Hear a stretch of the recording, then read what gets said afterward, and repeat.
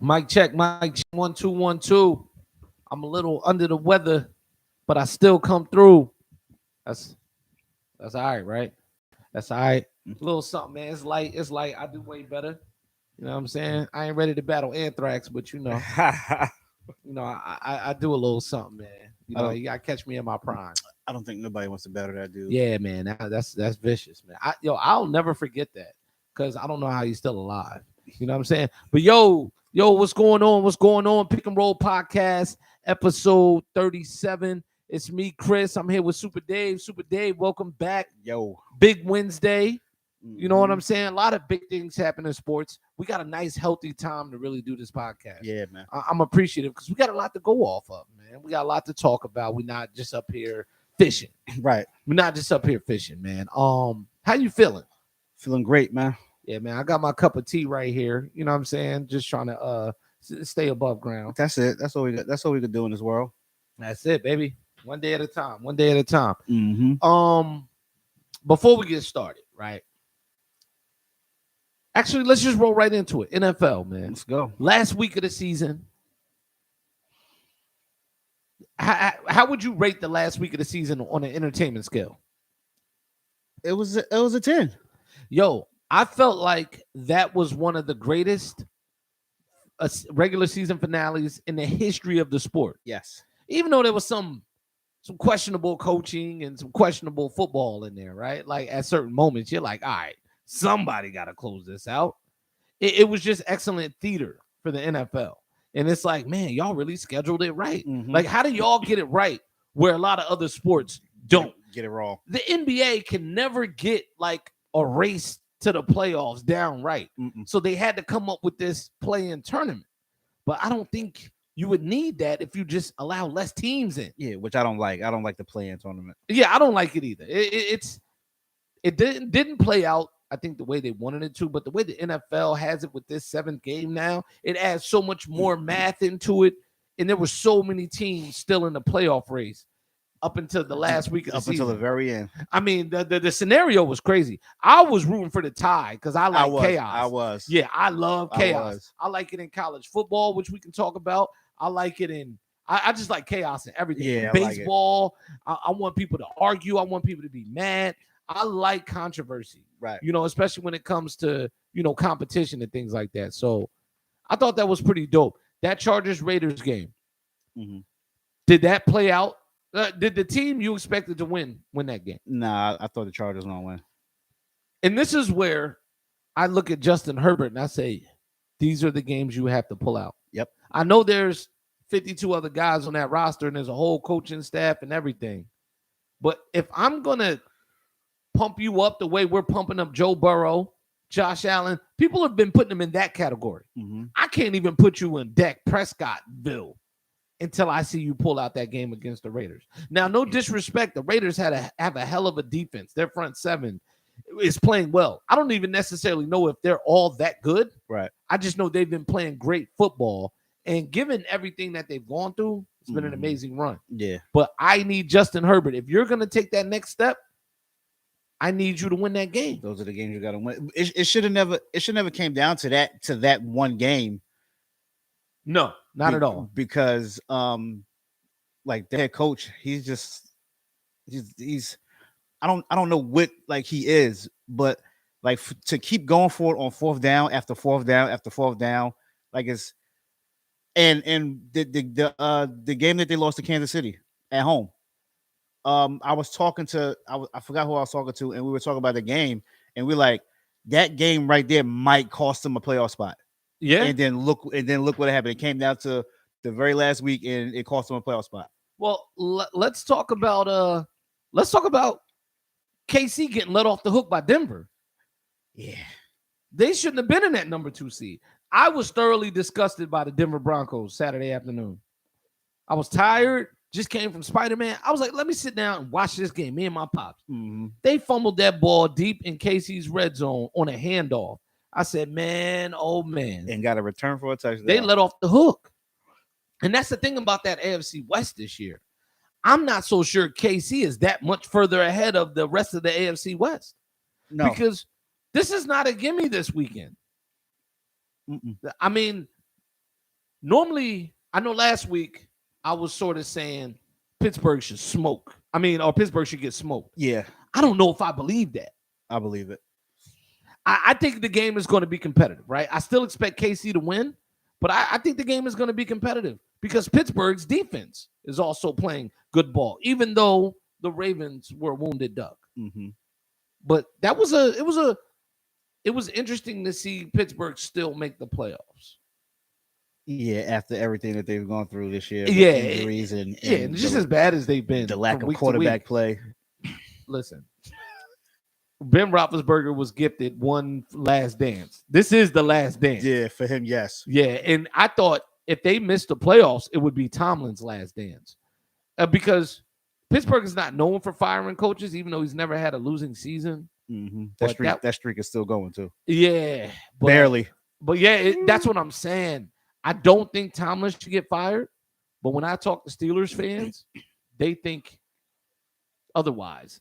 Half and half. They're half and half on it. I don't think it's Tomlin's fault. I just think it's the upper management's fault because That's why I blame ownership. you should have been had drafted a promising young quarterback and Right. and should have been grooming him for this moment because Big Ben was eventually going to walk out of the door.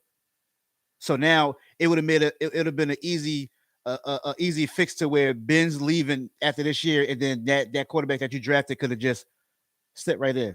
The worst thing you can do is let go of a quarterback too long. I feel like Ben's been there 3 or 4 years too long because the more money you had to pay him, the more you had to invest in all these players to try to keep him viable, and you got away from your blueprint. That always works. The 3-4 defense and that linebacking core. You had the D lineman. You always had the D lineman, but you let your secondary slip, and then you definitely did not replenish your linebackers. We don't know an era where the Steelers didn't have great front seven. Nope. I don't remember an era until recently, and these last 4 years have been pretty bad for them. And Pittsburgh got away from that smash mouth run game. That's they always had a stout offensive line and a bruising running back. They became a finesse football team, and I'm just curious, right? Like, what they're gonna do at quarterback now that Ben is walking. He's saying this is last year, as if he has control. But what are they going to do? Or like, who's available? Who do you see possibly going to Pittsburgh? Who knows? It's like up in the air. I thought this year they should have, because they weren't really winning games with Roethlisberger, right? He wasn't pulling anything out for them. I thought, see what Dwayne Haskins gives you. If you feel at all he knows what he's doing, see what he gives you. And they never took that chance. But I'm one of those people like, look, when it's over, it's over. I'm going to start building. That's the approach I like to take, if I'm a front office manager or something like that. See, the thing with that Dwayne Haskins theory is, like, we don't know how much of the playbook he knew, because when Ben got hurt, or when they were in like blowout situations, when they would pull him out, they would go to Mason Rudolph. They would. So if Haskins, if you wasn't grasping the playbook and wasn't doing anything better than Mason Rudolph, then I don't know how long you got in this league. If you're not taking that job from Mason Rudolph, that's a problem, because he's a bad quarterback. Yes, he's a bad quarterback. So rolling right in, let's talk about Black Monday. I'll roll off some coaching names. Give me your thoughts. First of all, Brian Flores is out. They said they parted ways, but he got fired. Yeah, terrible decision.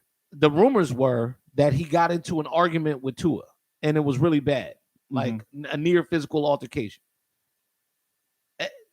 How do you think that leads to him getting fired after what he's done for that organization the last few years? That's a terrible decision. That's the type of decision that is going to turn around and haunt your franchise for years to come. Yeah. Just look at the Lions. Like, oh man, Jim Caldwell was leading them to the playoffs, and then you fire him with a winning record, and then now look at you. Yeah, like you're back to being the Detroit Lions.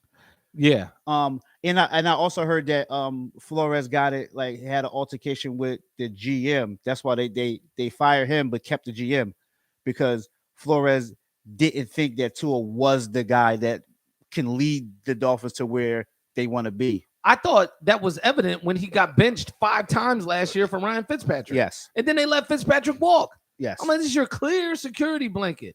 But they figured, if we take the pressure off Tua, I don't know if that was Flores' decision because he seems like a more assertive kind of coach. And either you got it or you don't. Yeah. And as a Bills fan, I'm happy they did that because if you look at that division, the Jets, I don't know if they're going to get back with Robert Saleh, but he's not a bad coach. No, Robert Saleh not a bad coach. The situation is bad, and it's a complete rebuild, right? The Patriots are on their way back up. They stayed down for 1 year. Now they're back in the playoffs, and they're on our heels. Yeah. And the Bills we're what we are. We have the franchise quarterback and everything. So let's see. Shout out to Reg. He said, I saw Dave team finally did the right thing, possibly to hire Flores. Let's talk about the Giants real quick, and then we'll talk about Flores. So the Giants they allowed Dave Gettleman to retire, but we're going to say he got fired. He got fired and was told to never come back through those doors. And then they fired Joe Judge a day later. Yes. Why do you think the delay in firing Joe Judge? I don't know why there was a delay. I think they should have went out together. Yeah. I think Mara and Steve Trish finally sat down and just looked over everything that has been going on with the franchise. Yeah. And they just seen that it's been the same the past 5 seasons. Nothing has changed. But who was more the problem, Gettleman or Judge? Because Judge hasn't been there long. How much can you blame Joe Judge? It was Gettleman. Gettleman gets a majority of the blame. Okay, put a percentage on it out of 100. 70. Okay, yeah. He gets 70% because we signed Gettleman and brought him in because he was supposed to have been an offensive lineman's guru as far as drafting linemen. Yeah. He put that offensive line together in Carolina and when they went to the Super Bowl with Cam Newton. So when we signed Gettleman, that was the vision. He's gonna come here, he's gonna fix this O-line. The only hit he had on the O-line was Andrew Thomas. Okay. That's it. We got Will Hernandez had a first round grade when we drafted him in the second round, but he hasn't panned out. You give Nate Sola a terrible contract and he hasn't lived up to it. Hey, shout out to Reg. He took my point from me, right? He says Judge did run a QB sneak on 3rd and 9 though in their own territory. And I thought that was it. That's one of those ones. He did it twice. Well, yeah, in the jumbo formation too. Yes. On 3rd and 9. Back to back. He did it on 2nd down and then 3rd down. I thought that right there, the optics of that was too much to overcome. It was all right, we're not even going to ask Jake Fromm to try and throw. We don't expect you to win this game. This is a U-Haul game. Players are not trying to get hurt. The U-Haul is packed. They're ready to go back to wherever they're from for the offseason. Yeah, their vacation plans was already in motion. Exactly, a getaway game that they call it, right? But I thought that right there is enough for the New York media to kill you. Yeah. And I didn't understand why Joe Judge did it. I don't think he was realistic when he was at the press conference saying that there's people who would love to play for him and all this other stuff. I thought that was wild and interesting because I think he felt safe after that game. Yeah, let's just keep it real. He should have never gotten a job. Yeah. He should have never gotten a job. There's so many qualified coaches, and we'll get to that. You fired we all know the offensive line was bad. Yeah. But the tail end of his first year, we started to get better because our O-line coach, Mark Colombo, was the offensive lineman in the league. And then he was the Cowboys offensive line coach. Uh-huh. As the year went on, we started to get better. You had an altercation with him, and then you fire him. Then this year, you fire Jason Garrett, and then the offense seems like it got worse when he got fired. Looking back at the Giants season, we were 2 teams. I thought Jason Garrett was doing a good job when the season started. He was running Daniel Jones. He's giving him some. He was really mixing up the playbook when he had the opportunity to. Yes. And then he just got fired after that. But I thought the main problem was injuries, right? Every year the team just doesn't seem deep enough. Yeah. It's always injuries with the Giants to key players. Yeah. Like Blake Martinez. But that's where depth comes in. Right? Yeah. And that's where I say it's Gettleman. Because, look, is the next coach, I'm going to ask you, in your opinion, does the next coach continue with Daniel Jones and Saquon Barkley and trying to make that happen? here's what I keep saying when people ask me that question. The next coach, he's going to have to come in and evaluate the situation. We don't have any cap room, Yeah. so we gotta have to get guys to take. If you want to stay, take a pay cut. Mm-hmm. I'm pretty sure guys are gonna be like, no, so we're gonna have to outright cut them. Yeah. Now, as far as like Daniel Jones and Saquon Barkley is concerned, I think we need to bring Saquon back on a prove-it deal, a 1 year prove-it deal. Stockpile that thing with incentives. Yep. And then let him go at it, and then we'll see what we got. Now with Daniel Jones, if we can't upgrade the position, as far as Deshaun Watson, we don't know what's going on with his situation, or Russell Wilson, or whoever, then I'm going to keep Daniel Jones because I don't think there's a rookie that's better than him coming in the NFL. That's what I'm saying. I don't think where you guys are drafting this year and the number of picks y'all have, I don't think you need to reach for a quarterback this year. No, I think a veteran backup is probably what you're going to need. Right. Or even like a stable backup. You Yeah. know what I mean? Somebody who maybe loses their job, and Fitzpatrick is a backup if he's out there. We should have never let Colt McCoy leave. He was a solid backup. He's better than Jake Fromm. He's better than Jake Fromm and Mike Glennon. I don't think Mike Glennon should ever put on shoulder pads again. No, he's awful. He's awful. On your wish list as a Giants fan, who do you want to see as the head coach? Yes. Do you give the shout out to Reg, Eric Bieniemy? He's another guy every year can't seem to get a job. Do you want to see Eric Bieniemy as head coach? I think eventually he's going to get a job. Yeah. But the one thing that's holding Eric Bieniemy back is his title in Kansas City is the offensive coordinator, but Andy Reid calls the plays. Yeah. So I think that's the only reason that's holding him, because teams are like, how much input do you really have on this offense? Yeah. I think that's the only reason that he hasn't gotten a job yet. But I feel like that was Deuce Staley's problem, right, for a long time. Yeah. Right. I wouldn't like. I'm cool with Flores. I think Flores is the best candidate out of the people that's unemployed right now. And Flores is a culture guy. Yeah, I want that culture. Mm-hmm. You know what I mean? If I'm a rebuilding team, I need a no nonsense, very serious. Get rid of the bad apples in the locker room kind of guy like Flores. I know we're also talking to the Bills assistant GM. I saw that. So, yeah. I don't know what's gonna happen if we sign him and he's the new GM. Then he probably gonna bring Daboll over. Yeah, he's gonna be the head coach. That's interesting. So I don't know how I feel about Daboll being a head coach everywhere, but I think his time in Buffalo has run its course. Mm-hmm. So we'll definitely see about that. Let's talk about the Chicago Bears. No surprise here.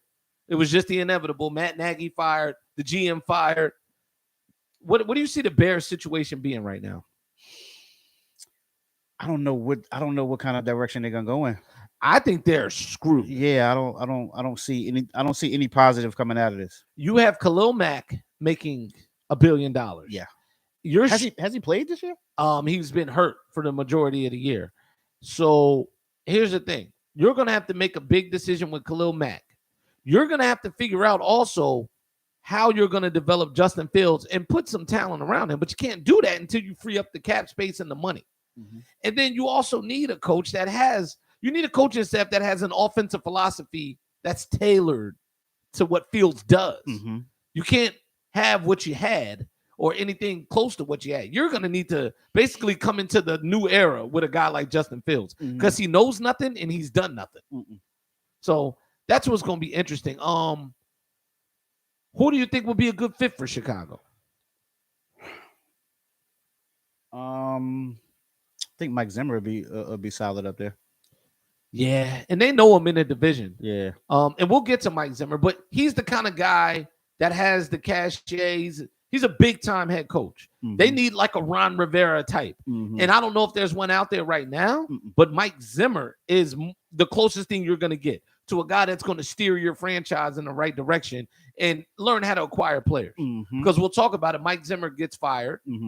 Kirk Cousins is upset with Mike Zimmer, I think, which got him fired. But I don't understand how you choose Kirk Cousins over Mike Zimmer.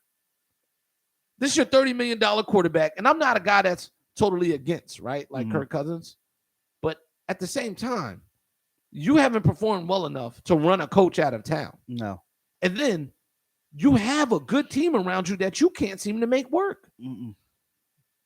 I mean, if you're the Vikings, what do you do with Kirk Cousins? He's got 1 year left, $30 million.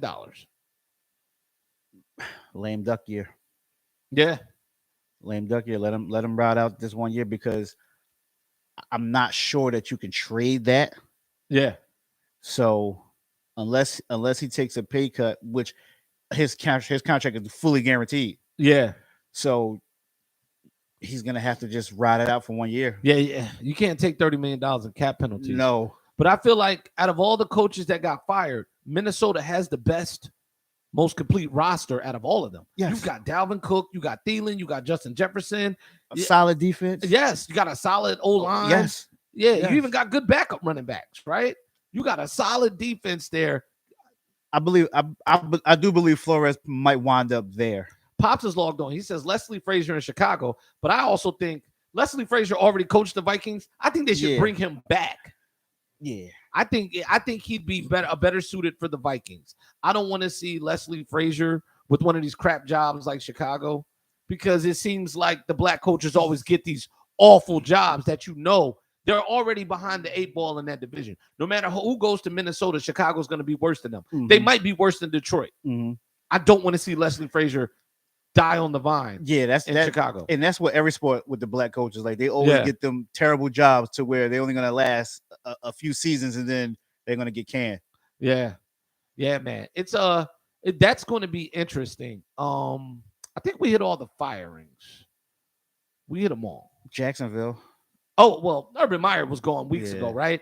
I don't know what they need to do. And they're in need of a Ron Rivera. Like I that's the benchmark for me. Like when you have guys that have been there, done it before, and they hold a lot of weight when they take coaching jobs. I don't know if anyone's out there that can help Jacksonville right now. They may have to go the Zach Taylor route, find the inventive new coordinator that's ready to be a head coach, the young guy to Cliff Kingsbury, those kind of guys, the Sean McVay.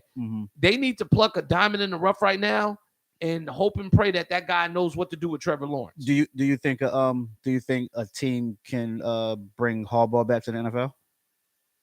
If I was Harbaugh, I'd take a long look at Jacksonville. He's the kind of guy, he can put a team together really quickly, because if you remember the running back that they drafted last year with Trevor Lawrence, Etienne's coming back. They have a good defense in Jacksonville. They just knock Indy out, which we'll talk about Carson Wentz in a minute, right? Because that's curious, right? But they just knocked Indy out the playoffs. They knocked off my Bills one game this season, 9-6. Like, the capability is there. But if anybody can put together something for Trevor Lawrence, it's going to be Jim Harbaugh. This is what he does. Like, this is the guy that built Colin Kaepernick. This is the guy that took Alex Smith to the next level. He got Andrew Luck NFL ready. That's at Stanford. This is what I'm saying. If Harbaugh comes back to the NFL, I would not rule out the Raiders.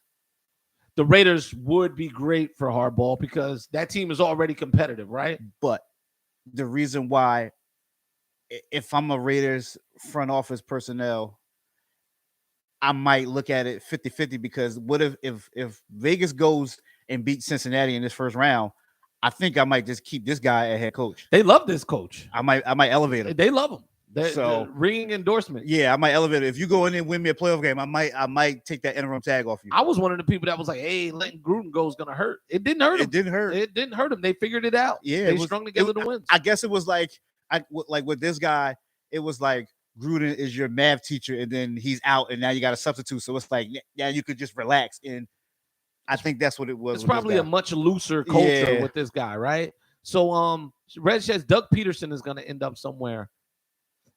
I don't know what Doug Peterson's reputation is, though. Probably Chicago. I could see him in Chicago. Probably Chicago. Because I don't hear enough chatter about Doug Peterson. Yeah. I don't hear him as a hot candidate anywhere because of the way things played out. But I think with Carson Wentz trending downward, now Doug Peterson's stock goes up. Say, hey, maybe it's not Doug. Let's bring him in here and let's have a conversation. I could definitely see that. Yeah, I definitely could see Doug winding up in Chicago. I can't see I like Doug in him. Jacksonville. though. Yeah, I will say I like him better in Chicago than Jacksonville. right. I like anybody in another place than Jacksonville. Like Jacksonville, like at the end of the day, they're gonna be the Jaguars. Mm-hmm. Like they had that one good year when their defense was crazy and they went to the AFC Championship game. Yeah. Other than that, they're the Jaguars. Yeah, yeah. I just don't want to see Trevor Lawrence go out like this, man. I don't want to see him end up like David Carr with the Texans back in the day. Sacked 193 times Exactly. in one season. Exactly. Are there any coaches, let's say, in the league that need to have their jobs looked at? Because we're talking about the guys that got fired, but is there anybody that you feel like escaped blame this year? Let me run down the teams. I don't think Mike McCarthy's doing a hot job in Dallas, even though they got to the playoffs. That's where I'll disagree, because they won their division, right? And I think they're still building out that defense. I think Dallas is maybe 1.5 drafts in a free agent acquisition from now having that balanced football team that they need, to where Dak doesn't have to throw for 450 yards for them to win. Mike McCarthy's the new Jason Garrett right now. He's just there. I mean, look, they got all the talent on offense. You can't, but I understand what you're saying. I get it, but I'm one of those people. We'll talk about Dallas in the playoffs, but I kind of believe in them. I don't know what I believe in about them. You believe in them to do what, though? Get out of their first round, definitely. Really? Yes. I don't think the 49ers have anything for them. I do. I don't, and I'm going to tell you why. Because I think their offensive firepower is a lot more consistent than what the 49ers are gonna bring. You know what I mean? I understand the 49ers have got that power run game and things like that. I don't know what Jimmy G is in the playoffs. I've seen Dak perform in the playoffs. Jimmy G went to a Super Bowl. Look, but I'm talking about this team is not the team that he went to the Super Bowl. Here's why I give San Francisco a with shot. this team. Yes, that's what I'm saying. Here's where I give San Francisco a shot at beating Dallas in the playoffs. Okay. Dallas is ranked 23rd in the league in rush. Yeah. In rush defense. We all know what the 49ers want to do. They're gonna run the ball. That's true. They're gonna run it and run it and run it. And I think you can't like really zero in on Debo, because he's either out wide, he's in the slot, he's in the backfield. Red says you're winning right now. So you can't like really pinpoint and try to take him out of the game, because you never know where he's gonna line up at. And then when are the Cowboys, are you gonna have Micah Parsons like rushing? That's the game changer, though. I'm expecting Micah Parsons to show up big. Doing what? Because I'm not sure. Because if you have him rushing all game, then Kittle is gonna kill Van Der Esch and whoever else. But then if you have Micah Parsons like trying to cover Kittle's, I think Kittle's is a better matchup. And then now you're gonna open up the running lanes. But this is what I'm saying. Jimmy G is a quarterback that people wanted out of town 3-4 weeks ago. They still want him out of town. Yeah, exactly. So do you trust him? If that game comes down to Jimmy G's arm, and this is what I'm saying, with this team, and I don't know what he's going to be, because he ain't been that in the season on a consistent basis. Do you trust him to win a shootout with Dak Prescott? I don't, because it could definitely happen. If the Cowboys are at home and if they get off and running, if you make the Niners one-dimensional because you can score, that's going to be an issue. It might, but yeah, but now with on the Niners on offense, you really only have to worry about one side of Dallas's pressure. Because with Trent Williams as your left tackle, you could eliminate the rusher on that side, Randy Gregory or whoever. You could just take him out, and you could just focus on this. And then with like San Francisco has weapons to counteract Dallas's weapons. Okay, like receiver for receiver. Oh no, they can't go receiver for receiver with Dallas. I'm saying with this game, Dallas has the names, but then Dallas has a more talented offense, top to bottom, right? Especially if Tony Pollard is healthy, right? That's going to be a problem for San Fran. Now, when San Fran has the ball, who's San Fran's best corner? Diggs, right? Mhm. Who's he gonna guard? Debo. Oh no, you said Dallas best corner. Yes. Yeah. Debo, but then Debo dances around, and then Brandon Ayuk he's a matchup problem for anybody else on Dallas. And then the I don't remember the kid's name, but he had a big game against the Rams. But do you trust Jimmy G to win that game? It's not the fact that do I trust Jimmy G. It's the fact that am I going to trust Kyle Shanahan? Because we all know when Shanahan, like when the 49ers are rushing the ball and getting 5-6 yards of carry, at some point something in Shanahan's head says, all right, we're killing them on a run. Jimmy, just start throwing the ball around. Chucking it. Yeah, start chucking the ball around. Start chucking. We got 250 rushing yards, but I need you to throw this this win. So it doesn't come down to do we trust Jimmy, it's do we trust Shanahan? I would agree.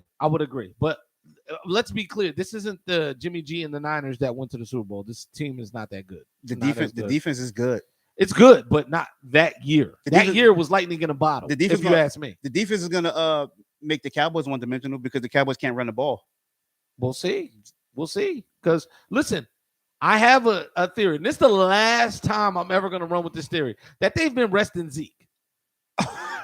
No, and I'm not saying Zeke has a lot left, but I don't think look, for the money he's making, I can't fathom why he has such low usage and they really run Tony Pollard a lot more, right?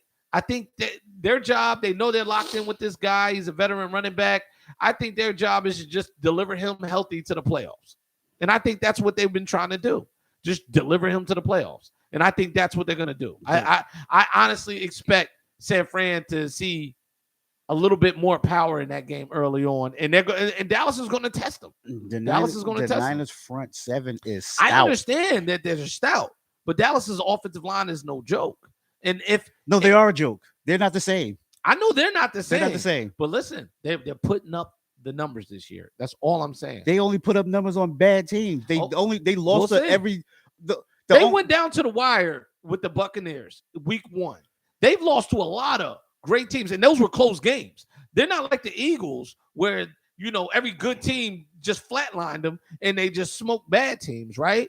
They're not like that. They were in every game they played this year with injuries.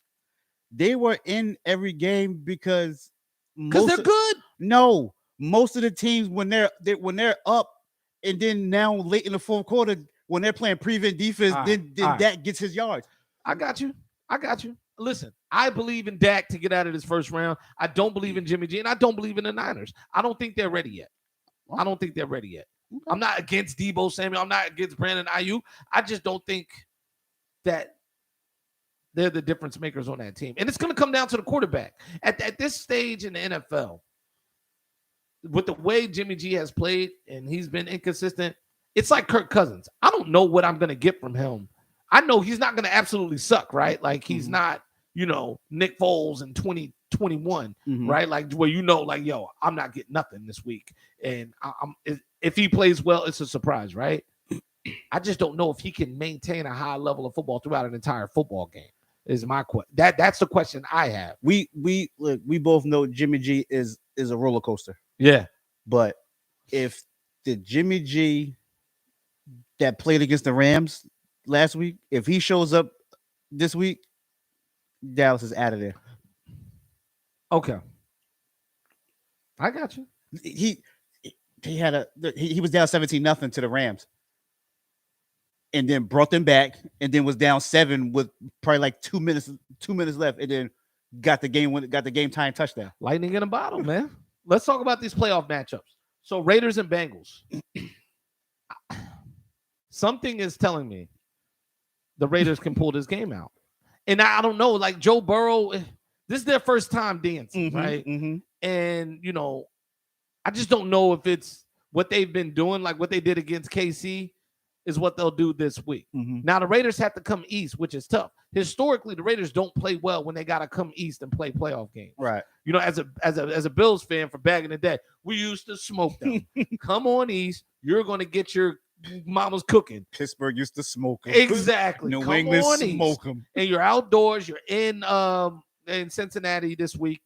But I just don't know if Joe Burrow and that other team is ready. Mhm. And I think the Raiders being hot, Mhm. and then with Derek Carr, who's the ultimate like hand of blackjack, like, yo, I got 15. I might get a 6. He can get you a 6 on when the deal is showing a 10 any given week. I just got a feeling like he's actually dealing at 4 hit or 18. exactly, yo, 18, get a 3. You know, he's that guy. He's been doing it since Del Rio was the coach, Mhm. right? Like, so how do you view that matchup? Look, I got the Bengals. You got the Bengals, okay. I got the Bengals, but Red said Cincinnati is cursed. I think those days are over, man. look, yeah, I got the Bengals, but I think if the Raiders can keep it close in the fourth quarter, I think that like you said, I think Carr he's gonna pull it out. And I don't think any Bengals fan should feel like their team is cursed. This is the best quarterback your team has had since Boomer Esiason. Yeah. Like Jeff Blake is next, then Carson Palmer. I never was like a true believer in Carson Palmer. He had a lot around him, right? Yeah, he had a lot around him. Chris Henry, Hushman Zeta, Chad Ochocinco, and they had the hell of a running game at that time. And a good tight end. Yeah. So I don't know. Like, I think the curse is broken with Joe Burrow. He's the real deal. It's keeping him healthy. Yeah. That's the issue, because that knee injury worries me if that's going to continuously be a problem. But he's so big and got such a great arm. But you got Cincinnati. Yeah, close. I got the Raiders. I'm gonna put Cincinnati on upset alert against the Raiders. Yeah, you could put them on upset. I got him close, but if they got to jump out on them early, yeah, and keep it. But if it's a dogfight, if it's nip and tuck that whole way, and then last 4 minutes of the fourth quarter, if it's still close, I feel the Raiders will pull it out. All right, let's talk about this next matchup. How many points are the Buccaneers going to beat the Eagles by? What's the spread? Let's see what the spread is in this game.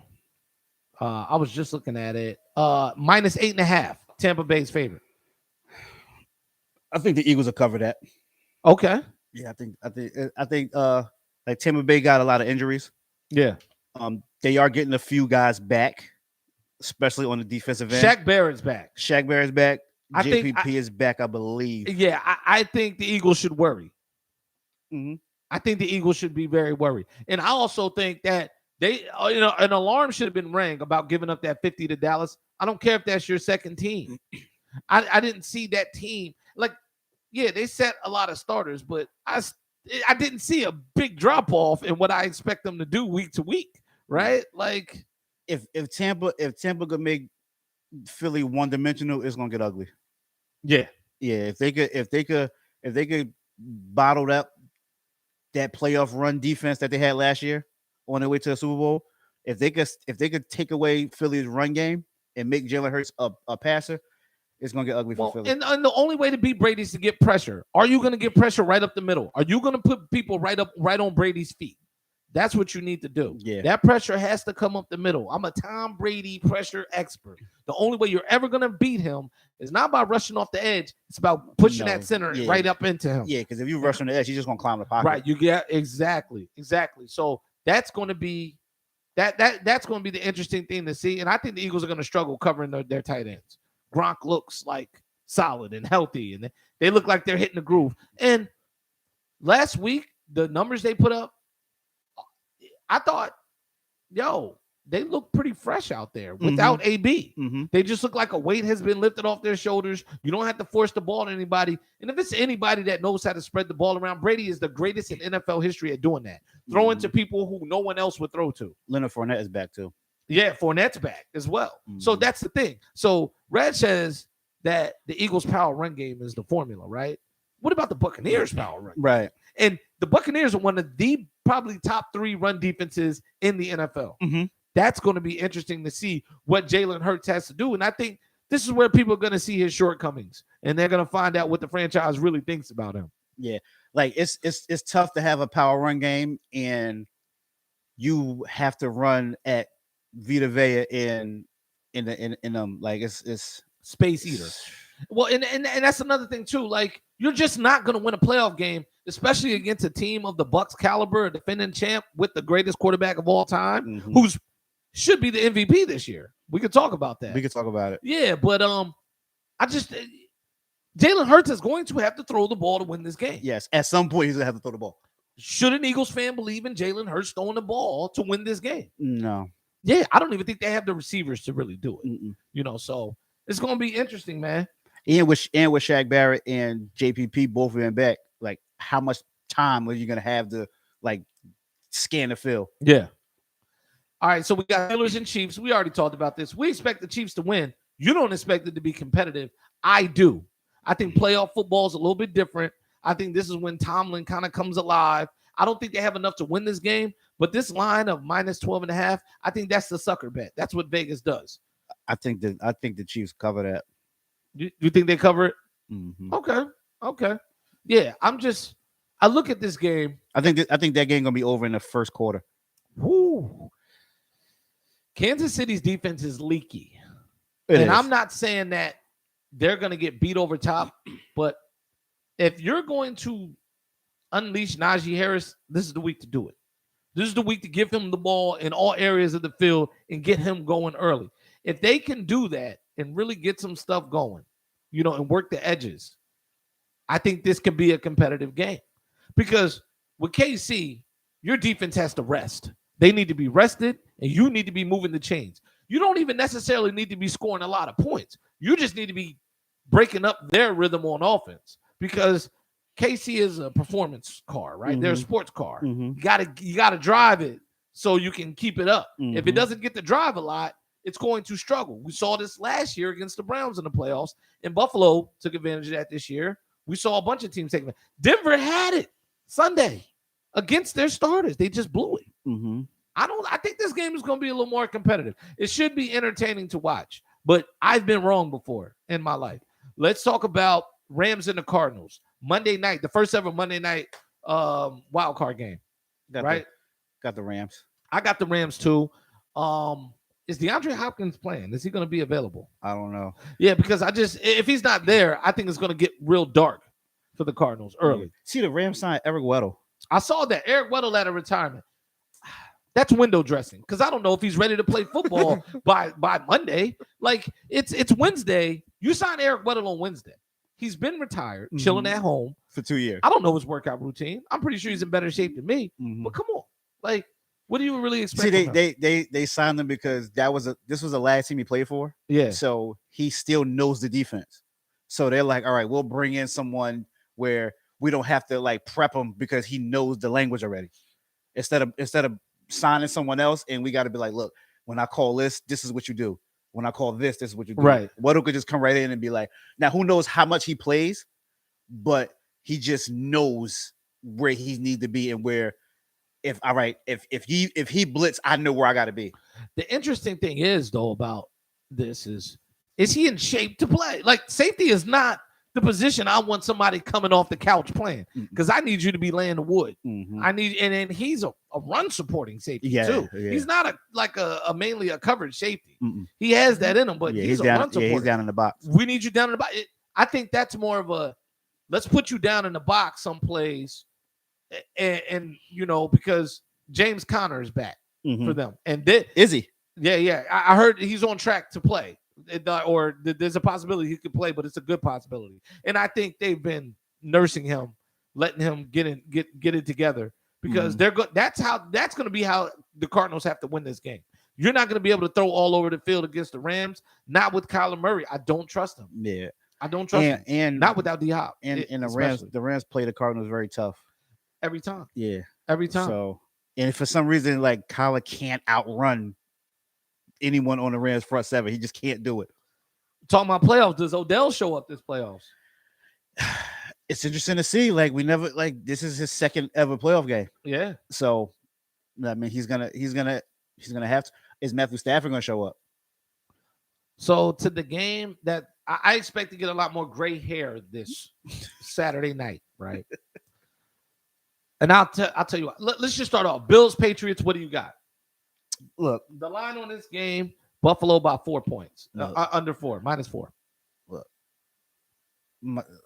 I know, like last week when we talked about our Super Bowl picks, like I forgot I was wrong on my pick. Yeah, Buffalo was my Super Bowl pick. They're my Super Bowl pick too. Them and the Rams. So the only reason why that we both know the only reason why I picked Buffalo is because what you said. If you guys go to the Super Bowl, you're gonna jump through a table, a flaming table. So- You're gonna light the table on fire, and I'm gonna jump through so it. I picked Buffalo to go to the Super Bowl. Yeah. So I can't change the pick. We don't change our picks here. Red says the Patriots are gonna win Sunday. Who do you got Sunday? I got Buffalo. I can't change my pick. For football reasons, though, why do you see the Bills winning this game? I just think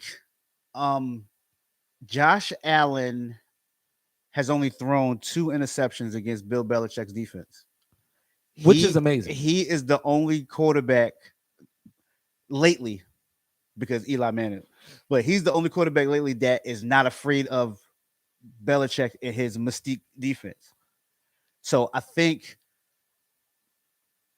he's going to be able to make enough plays, and Buffalo isn't going to get gashed by the run like they had before and try to put the game in Mac Jones's hands, and he's not ready for that. Red says that he's picking the Patriots because the Bills have been flopping lately. I'm not mad at him, and I'm gonna tell you why.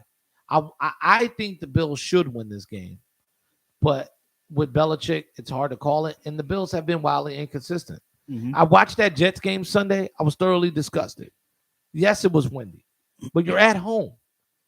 Why would we build a team that can't throw when it's windy or won't throw? Because Josh can throw in the wind. Yes. But we don't do it. And we don't do it well. The guys don't hold on to the ball. The routes don't run. We've become a finesse football team, right? Mhm.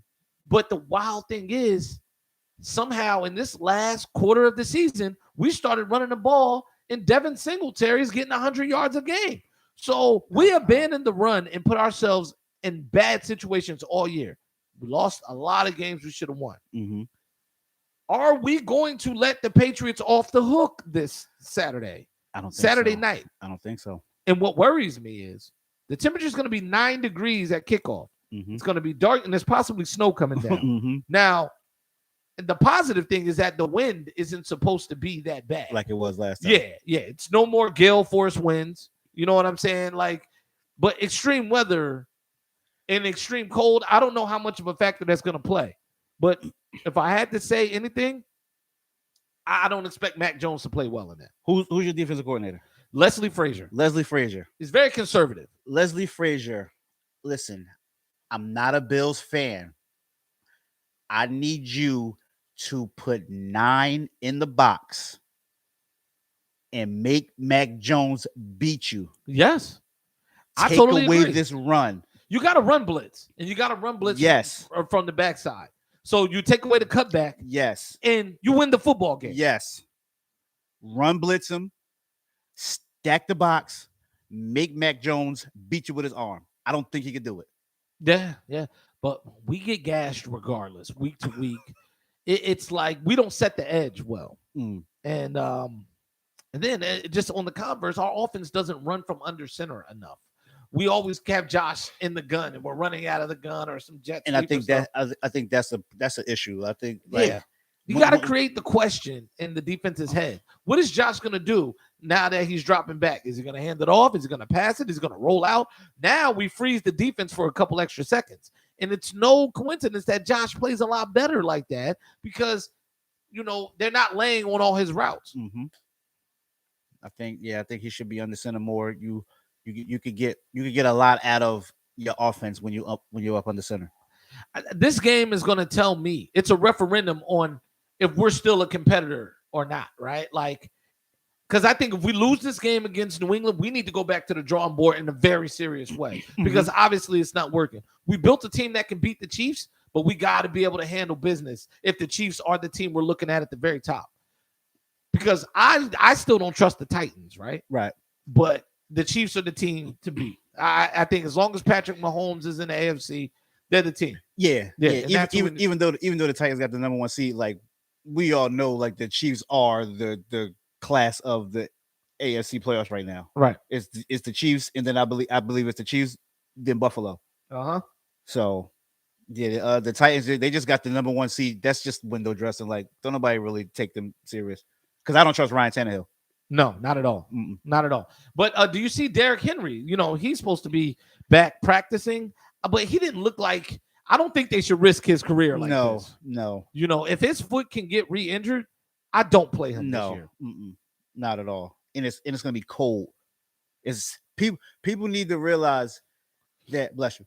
People need to realize, like, even though Tennessee is they call it a southern state, it get cold. Oh, Tennessee gets cold. They get snowstorms. Yes, it gets they cold. get all of that. Ice storms, everything. And he's coming off a foot injury, and it's gonna be cold. The ground is the grass is gonna be cold.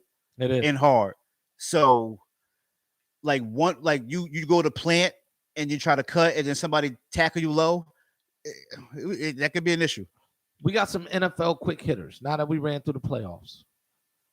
Antonio Brown says, the way I left, I probably shouldn't have done that. Your thoughts on that? I really don't know what to say about Antonio Brown anymore. Like, I think he's saying that he's backtracking now because he wants a job next season. The smoke is clearing, and he's like, oh man, I went a little too far. Right. And I might not win this injury settlement thing I was angling for. So now, Pete, there's a lot of people on Facebook that we know with this AB situation, they're pretty much taking his side because they say, oh, like, come on, AB's a black man and the coach is white. So they're always going to pull that angle and take his side. Well, people acted like he was Nelson Mandela, like he was a political prisoner. Right. And I thought that was ridiculous, especially given his track record. Now, what people is failing to realize is AB did this to Mike Tomlin, who's black. Yes, he did. Yeah, he takes down everyone. He did it to him. So why wasn't y'all hooting and hollering for Mike Tomlin when AB did it to him? But when Bruce Arians does it, or whoever did it to him, y'all ride for AB.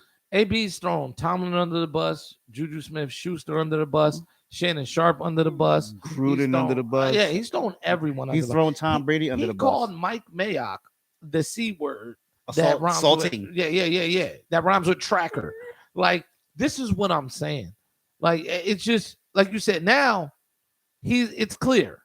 He goes on a podcast last week and complains about CTE and how the NFL uses players. That's low-hanging fruit because you got paid well for your usage. Yes. Right? And Brady fought for your usage. Mm-hmm. You know, and when I'm looking at this, I want people to realize this is what happens when somebody who's, I don't think he's highly intelligent, right? Mm-hmm. Like, because you wouldn't have done the things you do and constantly be apologetic and cost yourself the amount of money you did. If you count up all the money he's lost just off of antics, it's probably like $35 million. It started with the Raiders, and then it went into the Patriots, and then now it's with the Buccaneers. You're losing this $2 million. He's losing a lot of money, and he claims to be about his money. Yeah, and it's about $35 million, and 30 of it was he cost it in Oakland. Yes. All he had to do was be good for another 24 hours, and he couldn't handle it. And then the wild thing is, too, he still hasn't had surgery. He's been in New York filming videos and trying to promote this rap song. Dancing and everything. And the song is not catching on. No one's surprised, right? From the pit, not the palace. I don't even know what that means. But what I'm saying is the song's not catching on. I think there is an issue, you know, where he's looking and saying, hey, this second career that I'm trying to launch is not working out for me, and I need to figure this out. Mm-hmm. And I thought your ankle was bad. You've been walking around. You haven't had surgery. You were supposed to shut it down. Mm-hmm.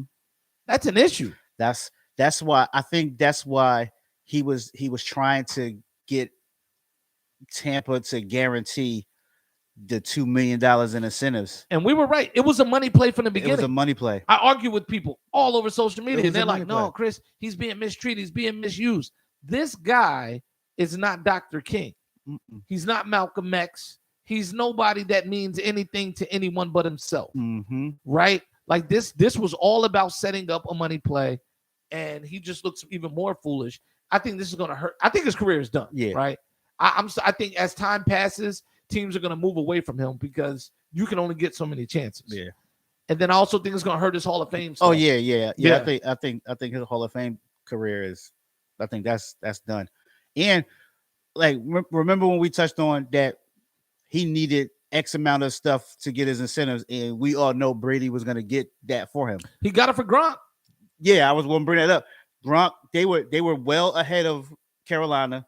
They were killing Carolina. Bruce Arians took them out, and he went back and said, "Ho ho ho, Gronk needs this to get One more catch. $1 million." Yeah. So him and Gronk went back in, got that catch, and they walked back out. Yes. And I thought that was dope. I thought that was really dope. And I think that also plays into how Antonio Brown's starting to walk it back a little bit. Yeah. Because he threw everybody under the bus and no one else seems to be affected. And the Buccaneers look stronger than ever. Mm-hmm.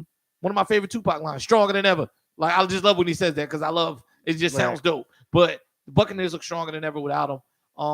He's just a wild boy, man. Yeah. He's another one of them star athletes that his camp are a lot of yes men. But I just really, at this point, I really want people to just start holding, especially in our community, holding these guys more accountable. Yeah. This isn't something we need to be fighting for. Mm-mm. Because you had people calling Bruce Arians a racist and all this, and we're objective sports fans. We're real sports fans. We know what's going on here. Mm-hmm. This is a problem child on a roster on a very good team that's going crazy or just doing what he does. Because I can't even say it's crazy. That's him. That's him. Yeah, that's just how you get down. We've seen this numerous times. Yeah, man. He's a wild boy. He's the Bushwick Bill of the NFL. You're wild, sir. You have a problem. And I hope you get help, but we ain't got nothing else for you. Nah, nothing else for you. All right, so let's talk about some NBA trade rumors. Mm-hmm. We're moving on to the NBA. Ben Simmons, his camp comes out today and says, Then you had a meeting with y'all yesterday or something? Yes. Mm-hmm. And they put in there, the Sixers are no longer finding him because he's showing up to the facility, getting treatment, working out, drilling, doing all this stuff by himself. Mm.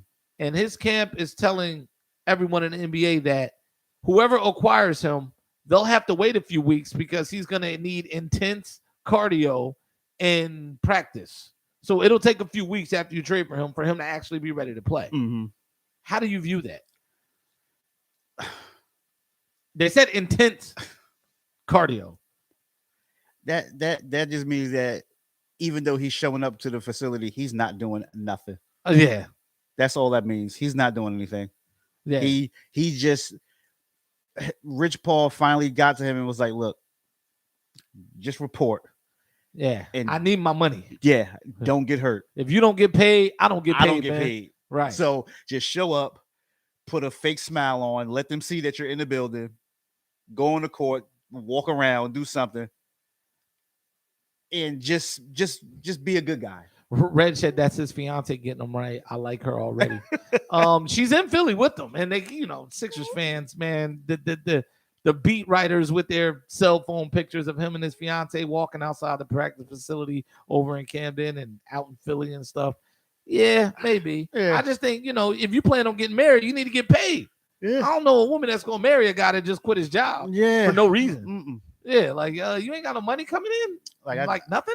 I think like this Ben Simmons saga, like it's run its course and something need to be done. Yeah, I like how the Sixers have been playing without him.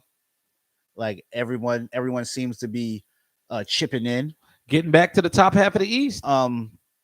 That report that I seen that they're trying to like package Tobias in any Ben Simmons deal, like that's going to be hard. You're going to have to add like 3 or 4 teams to make that work. But I think that's a legitimate concept. Yeah, you could but like off of one team, like that's too much salary to trade. Yeah. So you're going to have to involve other teams, and those guys probably go different places. Oh yeah. Tobias and Ben don't go to the same place, right? But it's a salary dump wherever Tobias goes. Mm-hmm. But for Ben, it's an actual trade. So you're probably gonna compensate the draft picks in that deal to go to whoever takes Tobias to give them draft capital to make it make sense for them to take on a max player that is a really a minimum player. Yeah. And then you're gonna take back actual players in Philly, like veterans. I didn't know Tobias was making the most money. Yes, he's the highest paid player on the team. I had no idea until like next year when Embiid's extension kicks in, or 2 years or something like that. Right? I had no idea. Yes, this is what I've been telling people from the jump. I said when we had him and Jimmy Butler on the table, just because you let Jimmy walk doesn't mean you give Tobias $700 million. Yeah. Like no, that's not equal. Mm-mm. You know what I'm saying? That's like, oh, we're trading Shaq, so pay Kobe. Tobias is not Kobe. Mm-mm. I'm sorry. And then that was just, it's mind-boggling the things that happened under the previous regime in Philly, because you just always knew in the pit of your gut, no matter how well Tobias played, he was never going to hit that level that Embiid needs. Mm-mm. But that's what I'm saying. You can break Tobias's contract and his role down into 2 or 3 other players Mhm. and really put together a deep championship team. Yeah. You can go 8 or 9 deep on your bench at that point. Or no, 10 or 11 deep on your bench at that point. Not in a regular season, not in a playoff. I think the playoffs get too intense where you got to cut that rotation down to like 8. Well, what you want is more shooters and defenders coming off your bench around Joel Embiid. Yeah. Because we're seeing the best stretch of basketball that Embiid has played in his entire career. Mm-hmm. Because of 2 things, because he's healthy and because the floor is spaced and free. He's allowed to go one-on-one now. Mm-hmm. You can't just sag off or you can't blitz him and force him to make a bad move. Because also, just a little bit of X's and O's here, Thibault is playing Ben's role because he's not a shooter at all, really. Mm-hmm. Like, he's such a low percentage, but he's being aggressive and cutting to the basket. Mm-hmm. So, and he's in the dunker spot, and he's a lot more aggressive about showing himself and receiving that pass from the double team. And when Embiid kicks it out, he will shoot it. Yes. He will put pressure on the defense. Like, all right, he will shoot the ball. Everyone on the Sixers is keeping them honest around Embiid, and it's no secret that Embiid's averaging. It's no wonder he's averaging 30 something and 15 boards and 8 assists a night because he's passing out of the double team now, and I think he's finally settling into that role. Right. And I say all the Sixers need to do to take that next step is upgrade the players you already have. Just upgrade some of those positions, and it starts with Tobias because you have $35 million that's giving you 16 points a night. That's unacceptable. Yeah. Unless it comes with 18 boards, like something crazy. So, the Ben Simmons trade, I still don't think it's going to happen until whenever the trade deadline is, and I'm not even sure it'll happen this year because the Sixers, I think the Tobias trade happens before Simmons trade because you're already playing well without Simmons. It's like he's never even been here. So that's a free trade chip. Yeah, and it's looking, and it's better for y'all because y'all playing well, and it's like we don't need you. Yeah, we're not losing anything when we trade Ben. We're only looking to gain. So that comes to my next thing. Dame Lillard is now out indefinitely after finally getting abdominal surgery. Now, this is the part of the show where I say I've been right all this time about the Blazers. Tell them again. Yeah, I've been right all this time about the Blazers. So let's look at their let's look at their record. Did they play tonight? I think they're 10th. They're 10th in the West, right? Yeah. All right. Now, CJ McCollum is already out with the collapsed lung, right? And let's look at the Blazers record. I really want people to see this because I predicted, 10 games under 500. By when? I said January. January 15th. January 15th. And they are 16-24 playing the Nuggets tomorrow night. So they're going to be 9 games under 500 tomorrow night. And then their next game, they'll be 10 games under 500. Tomorrow's the 13th. Their next game is the 15th. 10 games under 500, like I said. And now they have a hurt Dame Lillard undergoing abdominal surgery. If you're the Trailblazers, is this season chalked with Chauncey Billups as a first-year coach? Yeah, you got to start. You got to start looking at some ping pong balls now. And what I'm going to ask you the next question: if you're the Trailblazers, is the Dame Lillard show over? The Dame Lillard CJ McCollum show. Do you have to break that up? You might have to look into it. Okay, might have to look into it. I think it's a given. Yeah, you have to look into it. Right? I think it's a given, and it's just they waited too long. Dame has been trying to be a good soldier. He doesn't want to abandon ship. And I think it's more about protecting his reputation, right? Like he doesn't want to be looked at the way that some of those other guys are looked at. I don't think he wants that villain sort of light shining on him. But at this point, it doesn't benefit anyone. Not you, not the Blazers, not the fans. It doesn't benefit Chauncey Billups by you staying there. This is why the Ben Simmons for Lillard, even if he's hurt right now, makes sense. Because if you're the Blazers, you're getting all-star level point guard basketball, elite level defender that's 6'11". You already have a team that can shoot around you. Mm-hmm. Dame can't give you anything else this season. I'm not saying you're going to make the playoffs or make anything, but that's your piece for the future, and he's under contract for 4 more years. Mm-hmm. So we all know Ben Simmons' talent level. I'd rather take that now and send a hurt Lillard out there to Philly. And if you're Philly, we've been playing without this max slot anyway. Mm-hmm. So if there's a chance he can come back this year, good. If he can't, low manage, whatever, and come back next year with fully healthy, and we'll build the team around you in the offseason that we need. Because the Tobias trade is still on the table. Mm-hmm. This is what I'm saying. I don't understand what these two teams are holding out for. As much as people say Ben's not worth that, Damian Lillard's worth less and less by the day. By the day. CJ McCollum will play a lot better next to Ben Simmons when he comes back because he doesn't have to guard the toughest guard. Right. Ben Simmons takes that away and feeds you. I don't think. Yeah, he does. He does guard. Yeah. No, I don't think he. No, because Ben guards 1 No, through 4. no, I'm talking about CJ. I think Norman Powell and he guards the other team's best guard, and Robert Covington guards the other, the bigger star. But we've seen traditionally with McCollum and Lillard on the court together, Mm-hmm. they have to exert themselves so much defensively. Yeah. And McCollum really gets hammered. With Ben in there, it's just a better basketball team, a more competitive basketball team. I'm picking up what you're putting down. Yes. Listen, Lillard is showing signs of slowing down, right? Mm-hmm. So the only situation that would make sense for him is to have another superstar that can take the pressure off. What better superstar than a 7-foot Hakeem Olajuwon / Shaq / Dirk? He's got the outside game, the inside game, the finesse, and the power. He's got everything you need that's going to keep defenses off of you. And then the pick and roll game is going to be the killer. Pick and roll. What?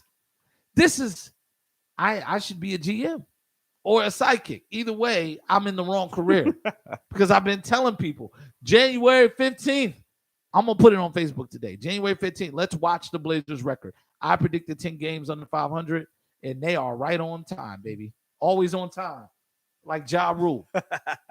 This is what I'm saying. So, but put yourself in that Blazers. You said you give it some thought to break that up. Yeah, this offseason. You have to. We have to. Does Chauncey Billups survive that? I think what the GM there will do is, since this is Chauncey's first year, I think he has a lot of respect around the league. And I think if they do blow it up, they'll give him another year to see like what he can do with like some young talent. Because they know like once we blow it up, we're not a playoff team anymore. Mm-hmm. So we'll see what he can do. If he could overachieve with lesser talent, we'll keep him around. Yeah. But then if he can't, then we'll bring in a younger coach with this younger group and then let them grow together. Okay. I could see that. I could definitely see that. Let's talk about the Grizzlies. Are they for real? They're playing. They're playing some good basketball, 10-game win streak. Mm-hmm. This has like lightning in a bottle-ish feel to it. Okay. Like you get that one young team that makes a nice little win streak, get everybody get the league buzzing, and then later on that late season playoff push, playing for seeding, getting into the playoffs, then it gets real. That was like, oh, this is the real NBA now. Yeah. They got a little taste of the playoffs last year and then couldn't get over Utah. I feel like they're a hard-nosed, physical young team. Mm-hmm. They do all of the little things fairly well, right? Like defense, they pass the ball well, they rebound well. They do a lot of that stuff really well. Mm-hmm. This reminds me of the last time the Grizzlies were a good team. And John Morant is the Mike Conley. He's the sole scorer and the sole, game breaker on the team. The guy who tilts the matchup night to night. Because they went on like a 9-game winning streak when he was out this year, when he tweaked his knee. Yeah, they won 11-2 when he was out. Everybody was, oh man, they don't need John Morant. John Morant comes back, plays even better, and they get even better. Maybe there was something he needed to see when he wasn't there, and it seems like it's worked. I think in the West, they may be in that 5-6 range.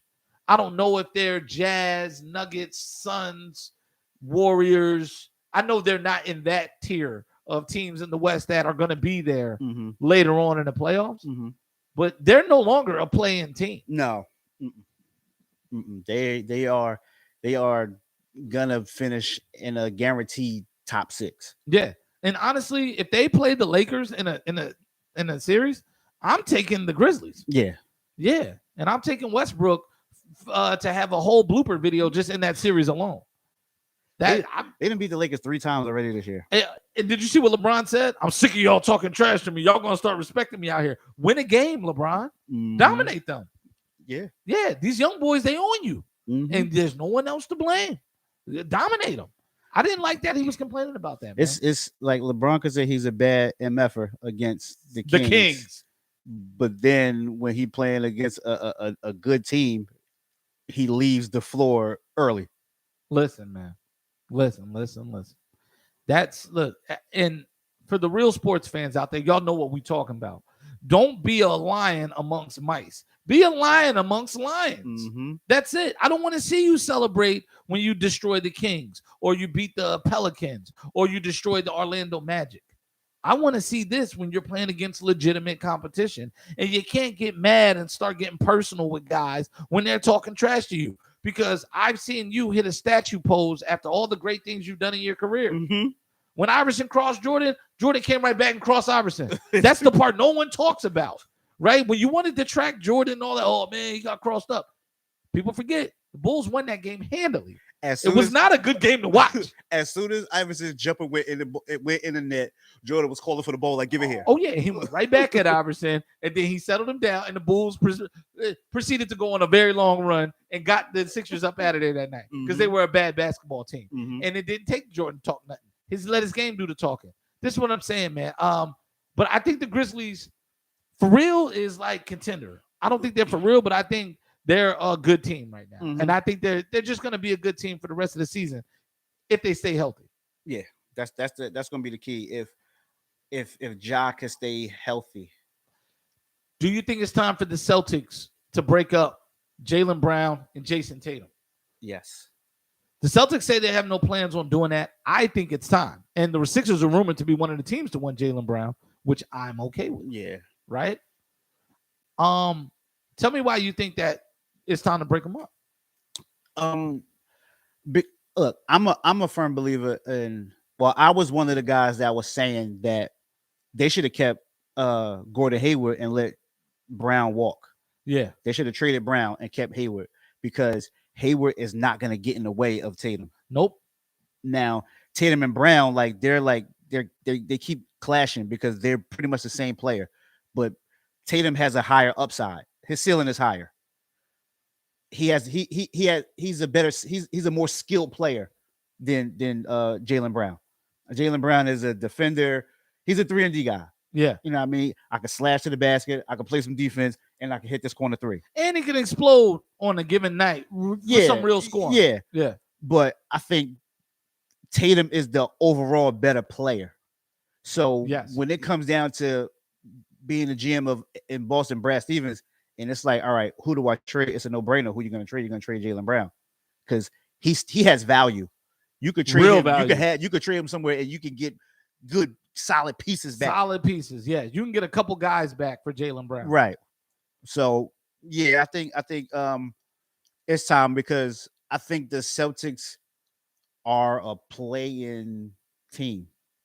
Okay, I don't think they're a top 6 team. I don't think so either, and that goes against it. But like I said, the Wizards are continuing to fall. They're struggling. Bradley Beal's not in good standing with the team. Like it just doesn't seem like things are working out right there. So we'll see how the East shakes out, but it'll be curious to see because the Celtics just keep like losing games and leads. Yes, They're just winnable blowing game. leads. Yes, that people were like, "Oh, the Knicks are amazing." I thought that was disgusting that the Celtics gave that Yes. game up. You know, and But Evan Fournier had what 41, I think. yes, I thought that was disgusting. Should never happen. It shouldn't happen, right? And I like Evan Fournier, but he's not. That shouldn't happen in that moment. Evan Fournier is not a 40-point player. Not at all. Not at all. Not even and on the I video love game. Evan Fournier. Not even on the video game. I tell He's people I not a love 40 Evan Fournier. And the Knicks aren't even built to do stuff like that. No. They don't even have like reliable scoring options on the ball. And they brought Kemba Walker back, and now he's hurt again, and he's in and out the lineup now. It was no reason why that should happen, but they've been blowing leads, big leads, night to night. That is very concerning, and I think the coach is going to pay the price for that at the end of the year. He might be a one and done in Udoka. Yeah. Yeah, because he's starting to get frustrated calling the team out and stuff. But honestly, bro, y'all all in the fire right now. Mhm. Everybody's in the pot. Y'all all on the grill right now, We got and you get looked at. we got a big game in the East tonight. Shout out to Darius Reeves just tuned in, man. He said this. I think he said no to the Celtics breaking up Jaylen Brown and Jason Tatum. So I'm curious to see what his comments are. Here's a comedy question from Reg. Do we think Westbrook gets moved before the deadline? Where? That's all I'm saying. To where? Olympiacos, the Guangzhou Flaming Lions, Yeah. the Chinese Basketball League. Yeah. I don't know who's going to take on $44 million Russell Westbrook. NBA junk is hard to move. It is. Do you want to trade him for John Wall again? That's the only straight up trade that you can get. The Rockets won't even take Westbrook No. because They got rid of him. yes, they're trying to lose. And then they're like, look, we don't need the 3 wins. Like, we don't want any wins from you. Yeah, I just don't see Westbrook moving, even though that's the thing we know needs to happen. And if I'm the Lakers, if I'm doing it, I'm taking a loss just to get him out of there. Yeah. And I'll go get the oldest Channing Frye corner shooters that I can find. Like, who you got? Who you got? What do you do? Bring back a bunch of guys so LeBron can have the ball in his hand and feed them. Yeah, and you still got and the Lakers still have the Anthony Davis problem. Yeah. I'm recreating the old Cavs if I'm moving Westbrook. And they still have the Anthony Davis problem. Let's see. Darius says the Celtics don't have the right personnel to fit around them. I agree that their front line, when they first let Al Horford go and their big men go like Aaron Baines and stuff, that was the beginning of the end, fall. yeah. But also signing Kyrie was the beginning of the end. Yeah. They signed cancer, and cancer killed their competitiveness. Mhm. Same way the Sixers did. Like both teams were on the rise, looking to dominate the East, and they signed the wrong people, man. See that Williams kid in Boston, he has some promise. Robert Williams, Yeah, he has some promise. I like him. He's still a little raw, but I think he's just freakish athletic. Okay. I mean, he could dunk everything and he blocks shots. So like once someone works with him and he develops a nice little 15-foot jump shot, Yeah, or I mean a hook over either shoulder, I think he'll be solid. Clay is back. How do you think he looked that first night? You could tell it was Russ. It definitely rusty, and he was taking his time out there. Yeah, it's good to have him back. I could tell he was at about 85% of Clay. Yeah, the explosion and that dog wasn't there, but it'll be there. But gotta get in shape. But I did like the poster dunk he had. That was game. nice. Like, I was like, okay, that put in people's minds that all right, he'll be back sooner than later. Just wait until they start figuring out those spots on the floor again. And some people are going to fall out of the Warriors lineup for that. And then Wiseman is going to be on the way back. I'm curious to see how he works into this equation. The person that falls out of the lineup is going to be Jordan Poole. But I think that's a good problem because now you got Jordan Poole as the scorer on that second unit. Yes. And I think that's where the Warriors lack is bench help. Right. So they're going to use Jordan Poole in that Sean Livingston role, but he's a scorer. Sean Livingston wasn't a scorer. He was so Jordan Poole is going to be the scorer for that second unit, which is going to help them. This is an interesting story. So there's a way Kyrie can come back in Brooklyn, right? If you're not vaccinated, you have to pay fines every time you get caught in a building unvaccinated, right? So here's the thing from the New York Daily News. The first offense for Kyrie playing without vaccination is a warning. Mm-hmm. So that's one game. Just don't have him in the building unless it's game time. He got to practice in Jersey, play in Brooklyn, right? It's a war. We'll see how this can play out. Let's see. So the first offense is a warning. The second offense is $1,000 fine. Third offense, $2,000 fine. Fourth offense, $5,000 fine. And the fifth offense to infinity offenses, the fine amount remains at $5,000. So, Chump change. yeah, 38 games left in the year, 40 games, whatever, right? We're like over halfway through, about halfway through. $5,000 pretty much every game. If you're the Nets, I'm doing it. you would do it. Do you think the public opinion is going to matter to the Nets, or you think they're just going to let them play anyway? I think they're just gonna let him play. I think the veterans on the team, Yeah, the star players, KD, James Harden. Yeah, I think they're gonna go to Nash and be like, and then to Sean Marks and be like, listen, it's only $5K. 5K after 5 games. Yes, it's only $5K. And once that 5th game hits, it's going to be a 5-day.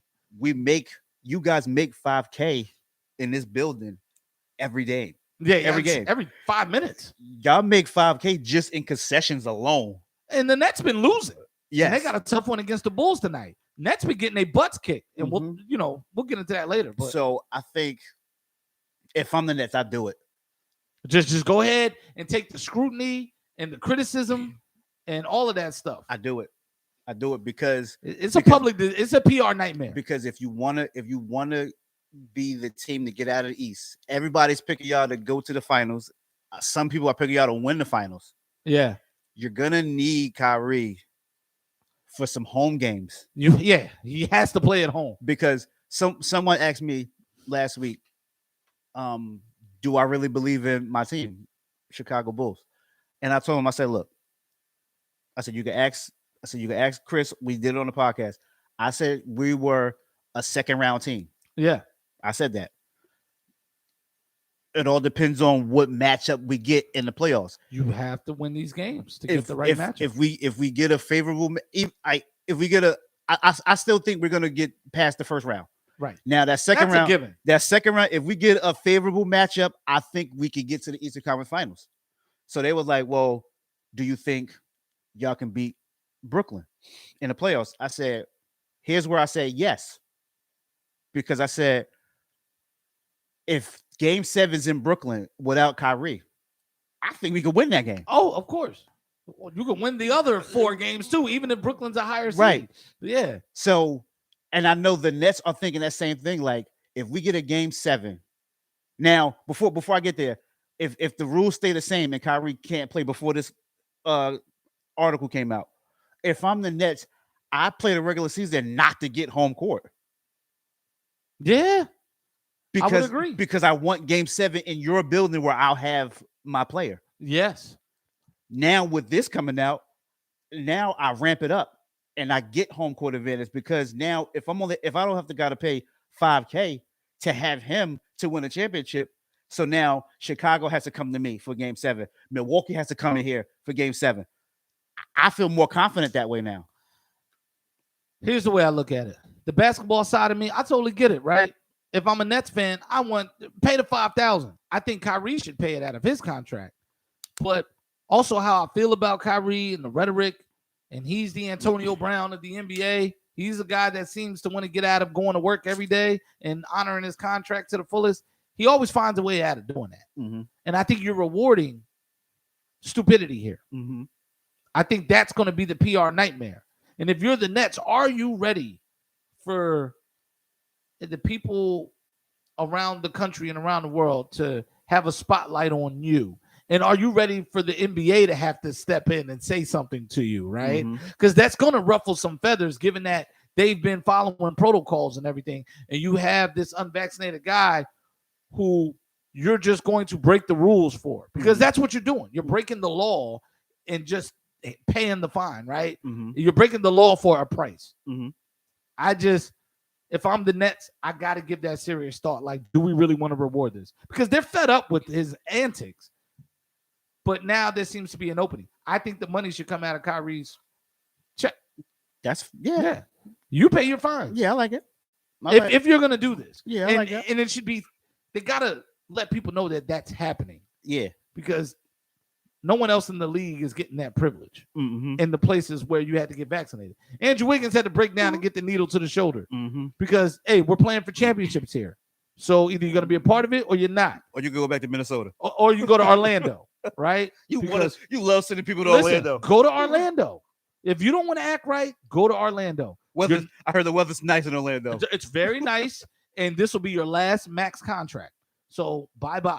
You know, that's how I look at it. That's my thing. To any player who wants to act up, you can go to Orlando right now. They'll take you, and that's what I'm saying, man. It's just this is a wild story, man. I'm curious to see. How Yeah, I want to see how it turns out. Right now, who's your best player in the NBA?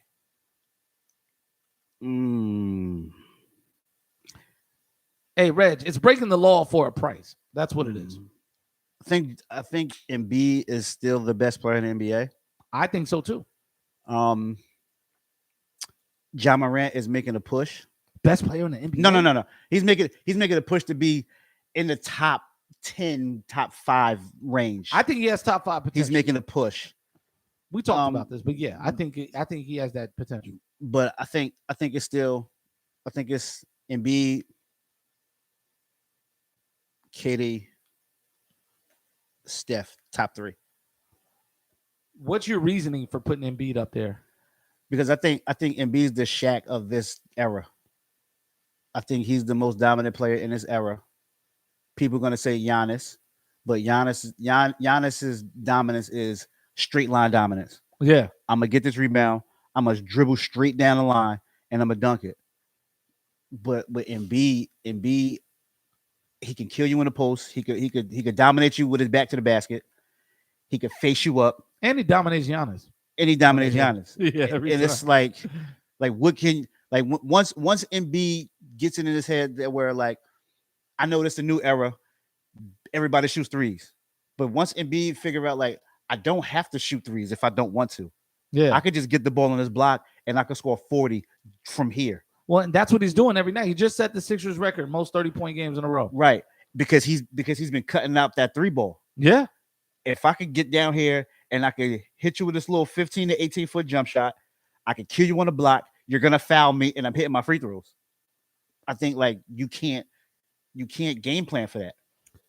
I totally agree with all that reasoning, but I'll add this onto there too.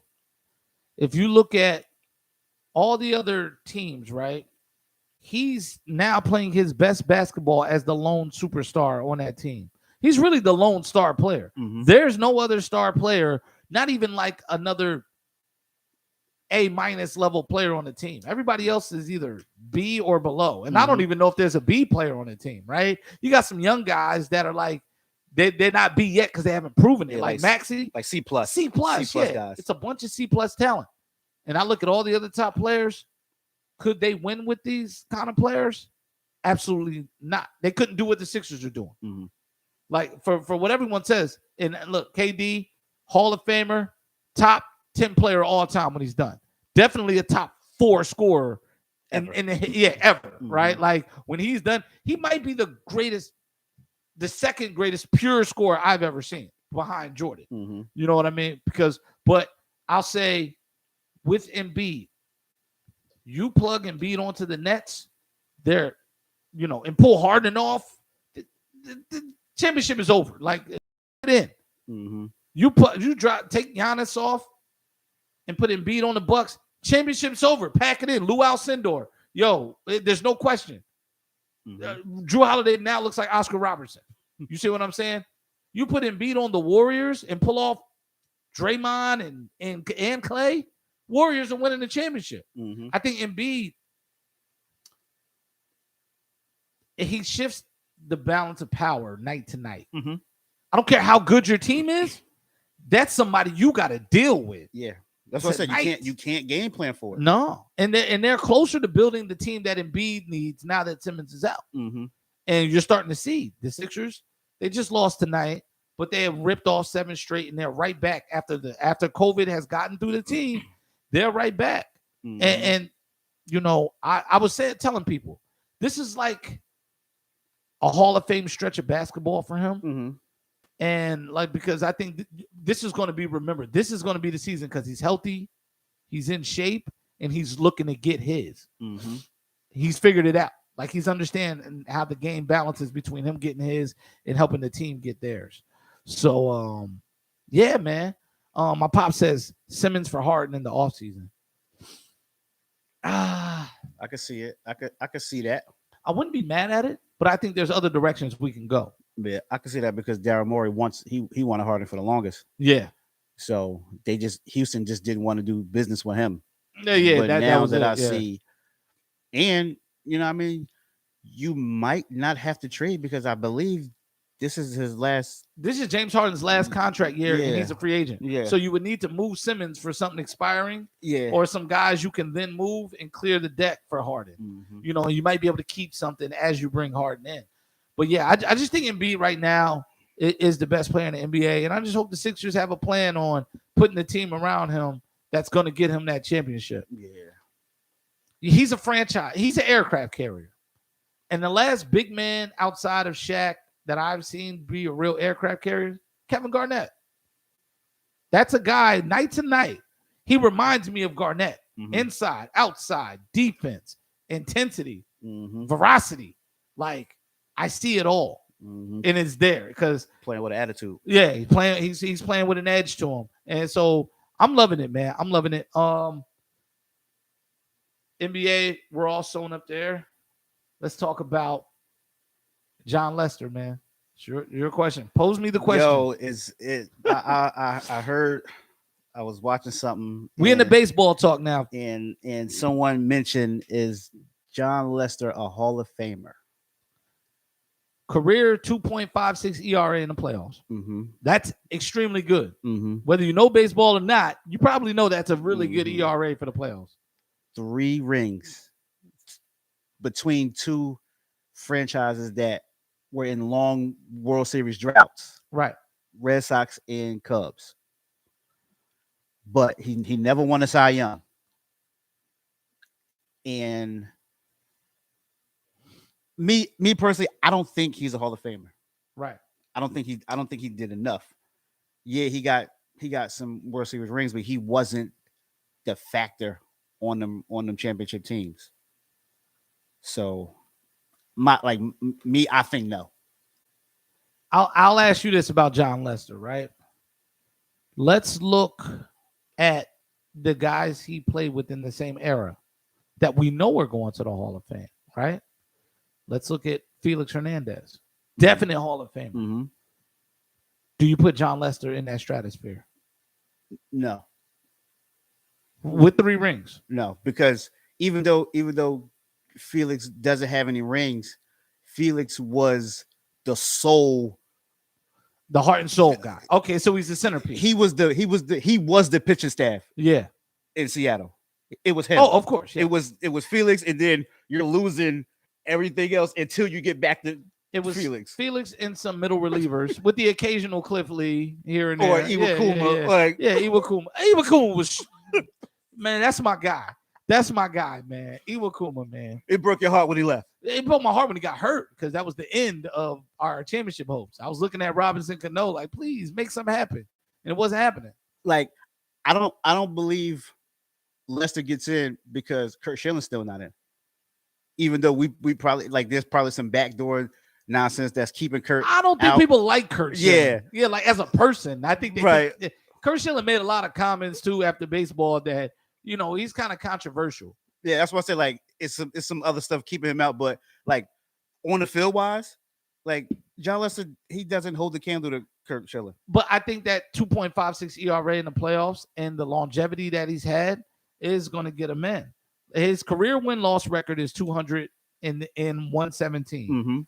Mm-hmm. His ERA career is 3.66. He has 2,400 or almost 2,500 strikeouts. He's 12 short of that. He's a 5-time All-Star, 3-time World Series champion, and he was the 2016 NLCS MVP. He also led the NL in wins in 2018, so it's fairly recent. And he threw a no-hitter in 2008. I think that's solid enough to one day get in. I don't think he'll be on the ballot before they release you back to the pool and put you in the legacy ballot or whatever they call that. We gotta see who his Hall class is. Bless. Okay. Woo. Let's go. All right. We got to see who his class is. Damn, the sneezing. I'm looking at it like this. He was a really good pitcher in his time. Right? Like in his era, he was up there. He might not have been the number one, but he's the number two pitcher. And so I'll pose this question. Well, we know CC gets in, right? And you don't put him in CC's level. No. Would you put him in a Cliff Lee level? I think Cliff Lee gets in. That's a good comparison. Roy Halladay? No, he's not. No, Roy was hands down better than Okay, so you're not going to put him in the Roy Halladay. No. Okay. All right. All right. And Roy has the ring and the legacy and all that. Who's a better pitcher? Mike Mussina or John Lester? Woo. See, it's tough with Mike Mussina because he played a lot of bad years on a bad Baltimore team. So you never got to see it. But I felt like when he got to the Yankees, he was good, but his best years have been spent in Baltimore. So that's my issue with Mike Mussina. I think if I'm a writer that has to be objective, I gotta say John Lester played on a lot better teams and was the number two guy if he wasn't the number one. And he got 3 rings that way. So I got to look at it and say, I'm going to go with Lester in that moment. Mike Mussina never got to prove it, right? Cliff Lee got his chance, right? So I think the Moose got a ring. With the Yankees? Was that the A-Rod ring? Okay, so he was there with the A-Rod ring. What was he? Because Pettit was still there after he snitched on Clemens. And then it was CeCe there yet? CeCe has a ring. Okay, yeah. So he was there. All right. All right. Cool. Man, that's tough. Mussina and him. I'll put it this way: does David Price get in one day? I don't see it. Because he's big time. And I know baseball writers are tough. He's not healthy enough for me. My pop says David Cone is not in yet. David Cone's not in. Yeah. That I think Lester will get in, but it's gonna be later on. Yes, he might have to wait 15 years. Yeah, it's gonna have to come down to like who's in your class. Because I think, like touching on the Basketball Hall of Fame, I think that's how McGrady got in on the first ballot, because it was like McGrady, it was like Bill Self, it was like they was like we need to put a basketball player in. Yeah. And then McGrady, they was just like, all right, like you're the only one that's eligible right now, so we're gonna put you in. So I think that's how it's gonna be with John Lester. Like it's gonna boil down to like who's in this Hall of Fame class. And me, like I think basketball, baseball, football, I think they should adopt the NHL's Hall of Fame thing. Like the NHL don't wait. You don't have to wait 5 years. Yeah, you shouldn't. Yeah, I think that's ridiculous. When Wayne Gretzky retired, he went in the Hall of Fame right then and there. Oh yeah, Mario Lemieux, Mark Messier, like they all went in. I don't, because it's like we already know you're going to the Hall of Fame. Like so, you shouldn't have to wait 5 years because you're going to take up spots from someone else. So just put them in, and then when another class come out, or like if we know Tom Brady's going in the Hall of Fame, so when he retire.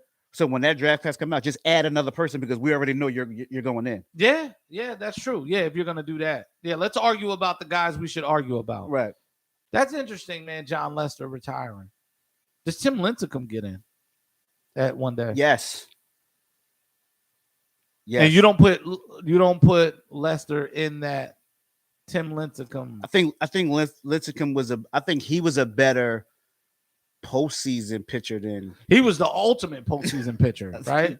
But he was definitely. But I think Lester was as good as him if you're looking at, the stats, from the regular season, which is kind of your resume, right? I think Lincecum might have had a slight better regular season. I mean, his postseason career was insane. Yeah. Because it like with the Giants, they always had that one pitcher that's gonna just ride it. Like it was Lincecum, it was Matt Cain, Bumgarner. Like they Yeah. always had one pitcher that's like, all right, I'm gonna put this team on my back. You're right, right.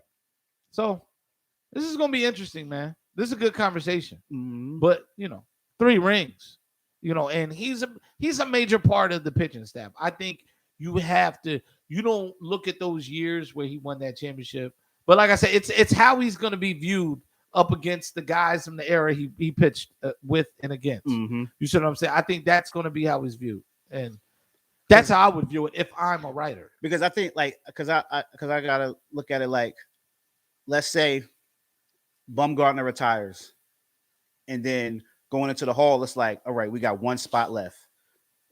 Lester or Bumgarner. I'm taking Bumgarner in there. I think they're like on the same level. You got to put them both in. I know what I'm saying. If it's one spot left. Yeah, if it's one spot if left. it's one spot left, and it's like, all right, you got it in you got the resumes in there, you're just looking at it. It's like, I might lean towards. Yeah. So yeah, like you said, it's gonna come down to the class and who's in his way. Mhm. But like that's what I said. At some point he might get pushed out into the future where they just pull from the pool. Like, Mhm. like, hey, you didn't make your 7 years or something like that? 7 years, I think. Yeah, it's 7 years. So you go into the pool and we'll bring you back in at a later date. Because I think guys like Lester and guys that's retiring now or retired, I mean, last year before, or whatever, that's Hall eligible. Yeah. I think all of those guys are getting a boost because the Clemens and the Barry Bonds and the Sosas and the McGuires, they're still on the ballot, but the writers are willing to have you jump them because of the era that they had their best years in. They all need to just go in at the same time. Yeah. That's it. Just vote them in at the same time. Let's get it over with. We're going to call this the Royd year. It'll be the greatest ceremony ever. That they need to just do that. Like, give them their own wing in the Hall of Fame. That's Just it. like, yeah. When you walk through these doors, this is the steroid era. Right. Like just a big needle, like in the middle with all their busts around, like a big statue of a needle with the little drip coming out of it. You know what I'm saying? The HGH, what is it? The clear. That's it. They should call that section the clear. Barry Bonds never tested positive.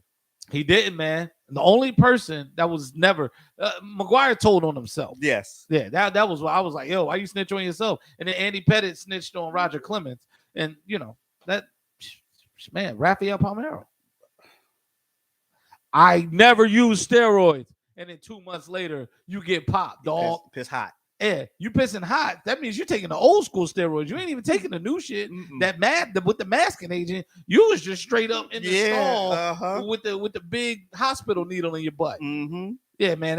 Rafael Palmeiro is still one of the wildest people ever. Yo. Wow. He stood out there like yo, it's whatever. Yeah, I think Barry Bonds, he was a Hall of Famer in Pittsburgh before he got to the Giants. Oh yeah, Barry Bonds is the greatest player to not be in the Hall of Fame right now. In the history of baseball, in the history of sports, probably there's not a greater retired player that has yet to get in this Hall of Fame. And like Reggie's asking, when does Bonds get in?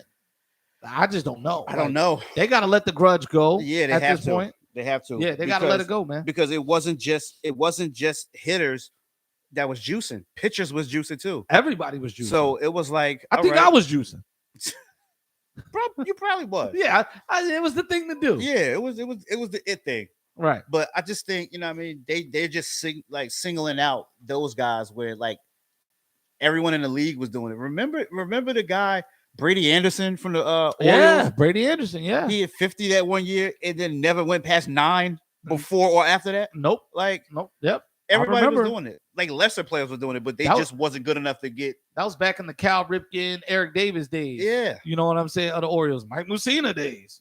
Yeah. Yeah, there was a lot of guys. So it's going to be interesting to see what happens with John Lester. But, yo, man, anything else you want to chop it up about? I think we're good, man. That's it, man. We're waiting for these playoffs, man. I'm going to be stressed out Saturday night. Yeah. I'm going to take some Pepto-Bismol. Make sure I eat early. No game food. Are we gonna you don't like to apologize to anybody? No, I'm not apologizing for nothing. So you're not gonna apologize to the state of Georgia? I'm gonna say this. UGA, I'm not apologizing for what I said, but y'all pulled it out. Congratulations, and that's from the heart. You know, so the I Braves, support a so Georgia the Braves team. first, and then UGA. So is Georgia turning the corner? Georgia might be turning the corner. Look, Georgia State just won a bowl game. Okay. You know what I'm saying? All they need is Georgia Tech to come back and have a decent year in something, because they haven't been nothing since Joe Hamilton in football and Calvin Johnson. They got to be something in something. You know what I mean? Volleyball, racquetball, pickleball. Georgia Tech girls team are ranked. There we go. Listen, Georgia State. Listen, I support a Georgia team. UGA pulled that out. I told you I fell asleep on the game because it was at a stalemate and I was just tired. You know what I'm saying? And college football just doesn't hold my interest. I think this championship that Georgia won holds weight because of who they beat. Oh, yeah, because they beat Alabama. And they exercised the demon. They beat an Alabama team that beat them earlier that season. Right. Yeah. I think if Georgia plays Michigan in the finals or anybody else and they beat them, it's like, yeah, congratulations, you won, but like Alabama throttled y'all and then y'all beat someone else. Yeah, if Alabama slips up, right? Yeah. So I see what you're saying. Prime example: if Alabama like somehow would have slipped up to Cincinnati, right, and then Georgia like just runs the score up on Cincinnati, it's gonna be like, yeah. Like you just beat a JV team. To beat Alabama, real quick, do you think this kid still goes high in the draft, the wide receiver, torn ACL? Because it's only January. He tore his ACL. He's projected to be the number 1 wide receiver in the draft. You know, possible top 5 pick. Yeah, it's gonna be. I mean, it's happened. Jalen Waddle did it. Yeah, and it's only January. Yeah. Like ACL is like a 9 to 10 month injury. Yeah, it's not like 8, 9 months. It's not like the career ended like it was before. No, and it depends on how bad it is. He could be back running in 6. Yeah, right? 5 and 6. You just got to look at the medicine going on right now. Like Cam Akers he ruptured his Achilles in July, and he played last week. Yeah, he's going to be available for the playoffs. Yeah. So, I mean, I hated to see that, but he's still going to get paid. Yeah, I mean, what he needs to do is he needs to take out a insurance policy. Yeah, I'm pretty sure he has. Yeah, that. So and then I mean, just to cover himself on the money that he would lose from falling from the first round to second, third. I got you. You know what I mean? So yeah, but I'm not apologizing to the state of Georgia. I watch y'all lose up close. Y'all even lost a hockey team. I don't even know how you do that. No one loses a hockey team, right? Not in this era, but y'all lost the hockey team, man. Y'all had the Thrashers. All y'all do is lose. But you know what? Y'all started winning. Y'all beat my Sixers last year, the Hawks, and they looking decent again, even though John Collins wants out. Again? We'll talk about that. Yeah, we'll talk about that next week. He's pissed off though. But yeah, man. So this was a good show. So yeah, shout out to the state of Georgia, man. Continue to build, and maybe one day I'll look upon y'all with favor, but not right now. But yeah, man, it's the Pick and Roll Podcast, episode 37 in the books. Indio Media Group. Follow us on YouTube. Follow us on Facebook. Shout outs to everybody tuning in and commenting. Wednesday's looking like it's our day because we have real lives and folks got to work and do all this other stuff. Mm-hmm. UGA had the best defense ever in college football this year. Yes. Yeah, I will give them that. That offense was not impressive. You know what? If UGA would have beaten Bama in the SEC championship game, and then went on to win a national championship, you could have made an argument for them to be one of the best teams ever. Yeah, but I still don't think 2 SEC teams should have been in the playoff. But that's just me. That's just me. Yeah, that I don't like the way it's set up. Like if since Bama beat them, you had to put both of them in. Exactly. I think if UGA would have beat Bama in that championship, in that SEC championship game, then you can't put a 2-loss Bama team in. Yeah, they would have found a way to do it anyway. That's a whole nother thing. That's why I don't like Bama. But yo, shout out to everybody that tuned in. This will be up. Make sure y'all share it, like it, support us. Yo, this is great sports talk today, and we'll holler at y'all next week. We out. Mm-hmm. Look at Tobias. 6 for 14.